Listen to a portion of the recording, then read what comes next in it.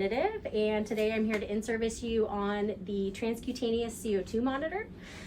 It is used most frequently in NICUs, level 4, level 3 NICUs, but oftentimes it's also used in PICUs as well as the sleep lab environment. And I do have facilities that are also using it in the adult space as well now.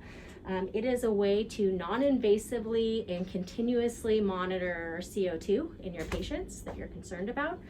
So we're going to go over an in-service today, starting with the back of the monitor and moving towards the front. So in the back, there's only a couple things that you guys really need to be concerned about. On-off button here at the furthest most right point, our Centec sensor, which connects here, has 2 points. So there's a back half and then there's a front half, which is actually our sensor that sits in the docking station door.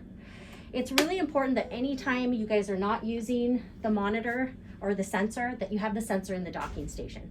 The sensor is $3,100 to replace, so anytime we have a problem with it or we're leaving it out on a bedside, that's when I see all the damage happen. So I always like to tell people to treat this like you treat those babies in the NICU. Kind of my talk track there is that they're really expensive to replace when we mess them up. So they are under warranty for 18 months. If anything happens, Centec is wonderful. You could pretty much step on it, beat it up for the first 18 months. After that, they're gonna say, hey, the bill's on you. So please care for this. The best possible way you can is just keeping it in the docking station door within that door, with that door closed. Okay. In terms of the calibration gas, the cal gas comes, you guys have some supplies over here. They come 6 bottles per box that you order.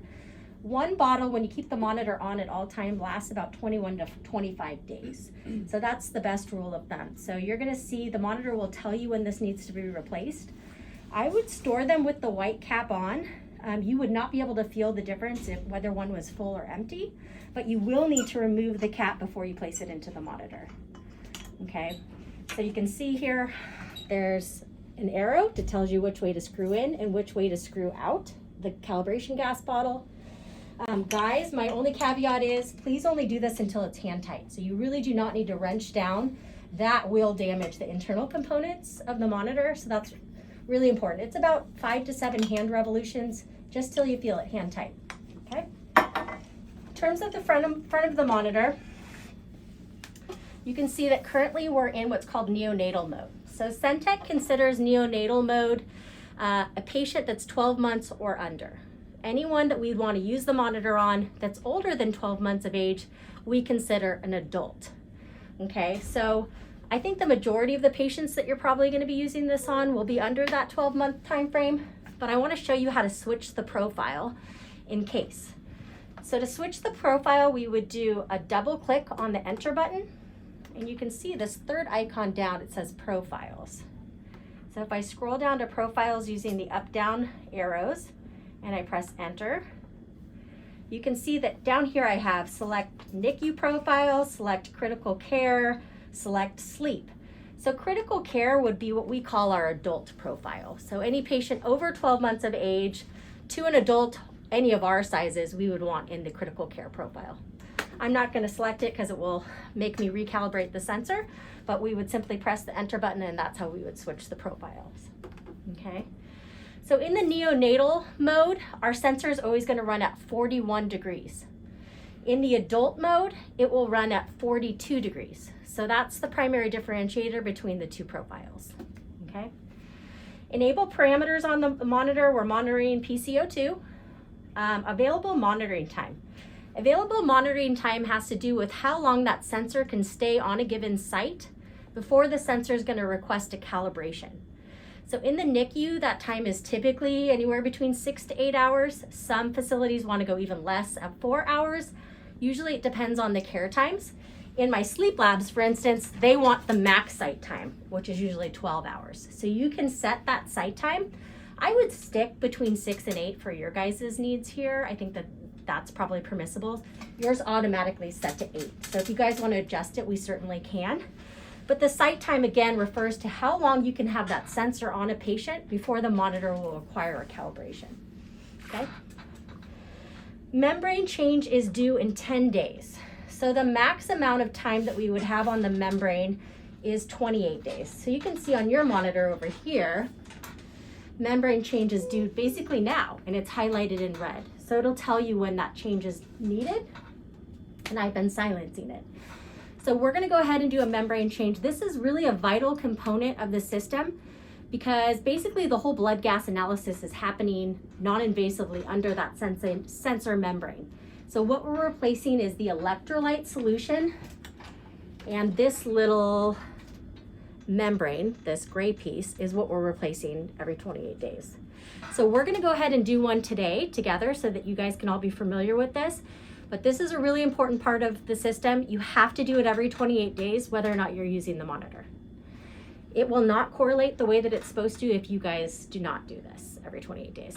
Okay, so membrane change process, guys, you're gonna need this single-use membrane changer. You're only gonna use it once and then you toss the whole piece. But the first step of the membrane change process is to do what's called a clean and soak. So for the clean and soak, you basically need a little cup of water, just room temperature water, no soap, doesn't have to be hot, just room temperature water, okay? Doesn't have to be sterile water. First step is to use this little horseshoe piece at the back, and we're gonna remove the old membrane from the sensor. So to do that, I just clicked it into there, and then I lightly lift up on the neck of the sensor. So you can see that that old membrane has popped off. Now really be careful with the sensor in this state because we don't want it like hitting up against the table, anything like that. It's the most susceptible to damage when you have that membrane off of it. So the clean and soak is literally a 3-minute soak of the sensor in just room temperature water. So it can be connected to your monitor. Ours is connected to yours over here. We're going to do a 3-minute soak of the sensor. So your guys' is in really good shape because it's brand new, but I'm going to do it. Just what it does is it removes any of that old contact gel. So we're going to get into applying the ring to the patient. And there has to be contact gel between the sensor and the patient's skin in order for us to place it on. So what it does is it just removes any of that buildup under the sensor so that your sensor can stay in optimal working performance, okay? So usually I set my iPhone, but we're gonna pretend we did pretty much 3 minutes for the sake of the in-service today. And then what we're gonna do is we're gonna get an alcohol swab. I'm gonna give it just a little bit more time because it is a good habit to get in. So anytime you guys do the membrane change, I would suggest doing the clean and soak. At a minimum, the company and the IFUs requires that you do it quarterly. So when I in-service, usually tell people if you got the 3 extra minutes, I would just do it then for the 3 minutes. Then you don't have to worry because who can remember? I just did it in March, now I gotta remember to do it, you know. Okay, so we're gonna say that that's been 3 minutes. Now when you guys are drying this off, you can be a little bit more vigorous around the outer perimeters because that's where the gel buildup would have accumulated. But I just want you to lightly dab on the bare sensor face, right? That's it. That's the clean and soak process. Really important, guys. So again, 3 minutes. This cannot soak for 5, 10 minutes, 3 minutes only. So set your iPhone or your smartphone for the 3 minutes only, please. Next step is to do the actual membrane change. So this again is the piece that we're gonna use. Before I stick it down onto a table, you can see there's some little sticky feet that pulls back with the tab. So it allows me to stick it down and so it's not gonna slide across the table. So when you stick it into the membrane changer, it's going to go with the light sensor facing up, right? Because we're putting a new membrane on it. And I don't know if you can zoom in, but there's some little teeth that hold that sensor in place. So you really wanna make sure that you guys have it in the correct position before you move forward with the membrane change process. So then I'm just gonna stick it down on the table and now you can see, it's stuck on there. And then I would ask that you guys stand up and kind of use a CPR motion. In step 1, if we hadn't already removed that old membrane from the sensor to do the clean and soak, it would remove that for us. So we want to do about a 3-second hold at each station. The only piece I'm turning is this inner ring. I'm going to turn to 2. A little pad comes down and it cleans the sensor face. In step 3 and step 4, I want you to be prepared to hear a crack and a pop. A lot of people do it the first time and they said, oh shit, I just broke my sensor. You haven't. So in step 3, that's what a little vial of that electrolyte solution is cracking open and that's what's being placed on the sensor base. Step 4 is the most important. That is when the new membrane is being placed on the sensor and that's when you're gonna hear the biggest crack and pop, okay? And spend an extra maybe second here and kind of, I like to roll my hands around it just to make sure that that new membrane has been seated correctly on the sensor face. Okay, so then we have to move all the way to the check mark, and you can see the window is opened here, and I can actually remove my sensor and the new one's been placed on. So before I put it back in the docking station, I just want to take a look at it. There's no air bubbles underneath, there's no scratches. If you did see an air bubble or a scratch, you'd want to replace it. As I mentioned, the sensor really is the brains of the entire operation. So if you didn't do this correctly, you're going to start seeing error code messages, and the monitor will prompt you to do it again. And we'll get into that later in the in-service. But really check it before you guys put it back in the docking station. So now, sensor facing, light facing out, I'm going to put it back into the docking station. And now I have to tell the monitor that I actually did the membrane change, okay? So I shouldn't have closed the door first. So you can see this next line down here says membrane change done. I'm gonna scroll down using my up-down arrow. I'm gonna press enter. And now I'm gonna close the docking station door. So what you will see is the membrane change is now due in 28 days. So that line before was in red and it said 0.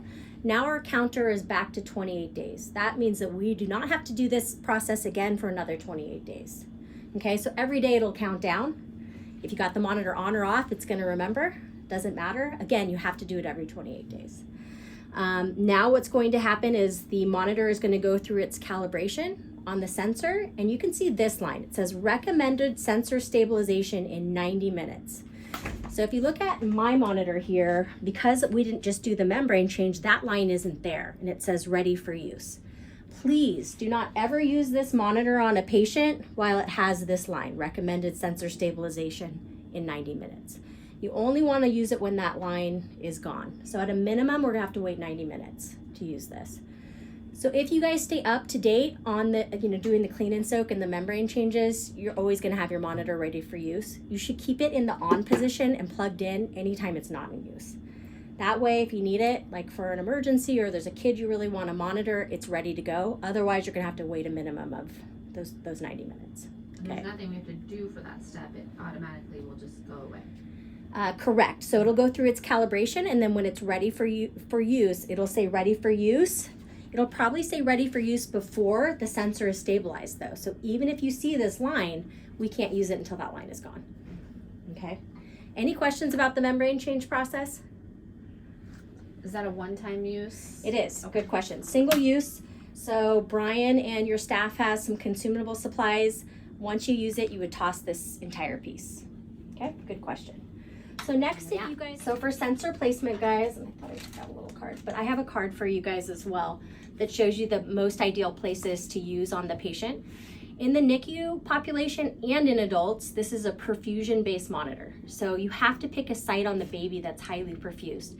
People that haven't been well educated or are not familiar with transcutaneous, sometimes they'll want to put it like on my forearm, or I had a hospital I walked into, put it on the bottom of someone's foot. You have to think that the sensor is only good as the perfusion of the patient. So we want to pick a highly perfused location, and that's usually central to the core of the patient. So in the NICU or any patient under 12 months of age, the most highly perfused location is typically the forehead. It can be unsightly, and sometimes you might have to do some education with the parents or their providers and let them know that, hey, transcutaneous monitoring, we have to pick a highly perfused location. If you have the real estate there though, that is the number one site that we recommend is the forehead because it's highly perfused. Sometimes in the NICU, it can be hard real estate if they have like nares on the baby or they have a hat on the baby. It can be a difficult location to do. Our second spot that we recommend is subclavicle. So on either side if you have the real estate, but anywhere central to the core is a great location. So flanks of the baby are also okay. Above the belly button is an okay location. The thighs are approved location, inner or outer thighs. I would say that is a less perfused site and it would probably be my third or fourth choice. There's often a lot of real estate there, but again, it's further from the core. So usually when people tell me that they're off from their ABG, I ask them, where's your sensor? And it's usually on the thighs. So the whole point of the monitor is to avoid having to take blood gases continuously. So if you can remember that I want to pick somewhere highly perfused so that I can get the tightest correlation That's the whole goal of the monitor. So subclavicles, forehead, and I would say the flanks would probably be my number 3 location. When you're applying the multi-site attachment rings, so we make the multi-site attachment rings in 2 different varieties. However, for you guys, because you're probably not going to be dealing with like micro preemies, I would only use this one. This is called our mature intact ring. We also make what's called a sensitive fragile ring that comes individually like this, and this is for like micro preemies, those 22 to 25 weekers where we're really worried about skin tearing. For your instances, I would say I would always lead with the mature intact ring. So they come in strips like this, guys. When you're prepping the patient, use an alcohol swab to wipe down whatever area you're gonna put it on first. We'll pretend I did that. I'm putting it on my forearm, which is not an approved site because I don't need to put it up here for you right now. But when you place the ring, guys, make sure that you take an extra moment and that you go all the way around with your fingers so that you have good adherence between this patient's skin and the ring, right? We don't want this pulling off. That would be another indicator that room air is getting under the sensor and could affect your reading. Next step is we're gonna apply the sensor to the skin. So you guys have what's called single dose vials. They come in little strips like this of contact gel. So the contact gel gets placed, you can do it one of 2 ways. So these little tops just twist right off. They've got about 3 to 4 drops. So a lot of accounts will put like a little cup by the monitor. If you need to take the sensor off and put it back on, there are 3 to 4 drops. You only need 1 on the sensor when you apply it to the patient. So you can put it, I like to put it directly on the sensor face, but some people like to put it directly. Either way is permissible. It's very viscous, so the 1 drop is really all you need on the sensor face. You can see I can put it upside down and it's not going anywhere. And then I'm just gonna put it into the attachment ring and move it all the way around to make sure that I have good adherence between the skin and the sensor, okay? So what happens next is, you guys cannot see it yet, in this upper left-hand corner, we would start to get our CO2 reading. So it hasn't even stabilized yet on my skin. And again, the forearm is not an ideal location. We can do this in a separate little video if you want. In the upper right-hand corner, you would see a number in gray, and that would be your CO2 level. So it would say CO2 stabilizing in our status bar here. The CO2 number needs to pop out in green before it's an accurate CO2 reading for you guys. So that process normally takes about 5 to 7 minutes for it to stabilize on the patient's skin, and then that number will pop out in green for you. But again, you would see sensor stabilization down here in this bottom status window first, and then your number would be gray over here. When it's green, it will pop out in green. I have a lot of facilities that want to do a correlating ABG to just make sure that they're, tracking in a good location. If you do that, I would give the sensor another 10 to 15 minutes to stabilize before you take that corresponding ABG. And also, at least in the NICU environment, before you take that, typically I say, look at the monitor and that value before you take the ABG and jot that number down. Because what happens is, right, we're gonna poke the baby, they're gonna start screaming, and then you're gonna say, oh, my blood gas was off by 10 points. Well, so take a look at the monitor before you poke the baby, and that's the best number to correlate against, okay? When you're removing the sensor from the ring, so you can lightly lift it up, it just pops right out. It is really, really important that you take your alcohol swab and that you wipe it down post-use. So you can wipe all the way on top of the sensor face and again on the outer perimeter. And then we're gonna put it back in our docking station. Really important to do that, guys, and the reason that I tell you to do that is if you do not, contact gel will get gummed up in this little O-ring here, and that's one of the error code messages that you could see.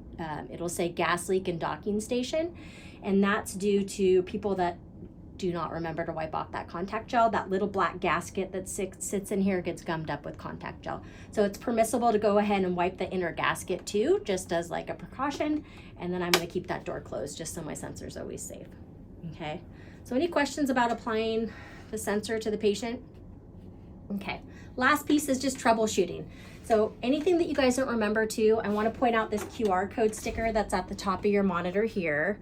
It basically is going to go over everything that I talked about today. How to perform a membrane change, how do I do a clean and soak, how do I troubleshoot any of the error codes. So the error code's the last component, but if you forget, because it's kind of a long in-service, please utilize that, or I'll give everybody my card so you guys can give me a call too. Happy to troubleshoot with you. I'm not going to tell you you won't see the error codes, because you will. There's only two that I would say are the biggest ones that you're going to see, and they both have to do with how the last person did the membrane change process. So there's error code 11 and error code 12. Error code 11, there's usually a bubble under the sensor face, or there's a scratch or nick on the membrane, and they're requiring you to do the membrane change before that 28 days is up. Okay, so to clear the error code 12, we do the whole membrane changing process again. We would do the clean and soak, the membrane change, and then I'd stick it back into my docking station to recalibrate, and that should clear in 11 if you've done the membrane change correctly. Error code 12 is a little bit more difficult because it has one additional step called a sensitivity test. A sensitivity test basically runs a checks and balance on how your sensor's actually performing. To do that, you do the same process again. So we would do the clean and soak, again with the water, 3-minute clean and soak, the membrane change, and then we have to prompt what's called a sensitivity test. To do that, it's just a double click on that enter button, and you can see the sensitivity test is that second icon there. So I would scroll down to sensitivity test and press the enter button. And the first thing it's going to prompt me to do is open the docking station door. So for the first 2 minutes, it takes a sampling of room temperature air. Then it's going to show you an indicator to close that docking station door. You close it, and then it's going to run through a battery of tests on the monitor, both internally and on the sensor, for 13 minutes. You do not have to stand by it that entire time, only till it prompts you to close it. But you just have to commit to memory. Anytime I see a sensor 12 error code message, I'm going to have to do a sensitivity test. Okay, you will not be able to clear that error code message unless you do the sensitivity test. You will keep seeing it. And if you try to take the monitor out on the floor before it, it's just going to keep beeping at you. Again, use the QR code sticker, but really easy. So I'll just go ahead and close the door. So this is our main menu button. If I wanted to prompt it again, I would just do a double click on the enter button, and it's that second selectable icon here. That's all I have for you guys, unless you have questions that you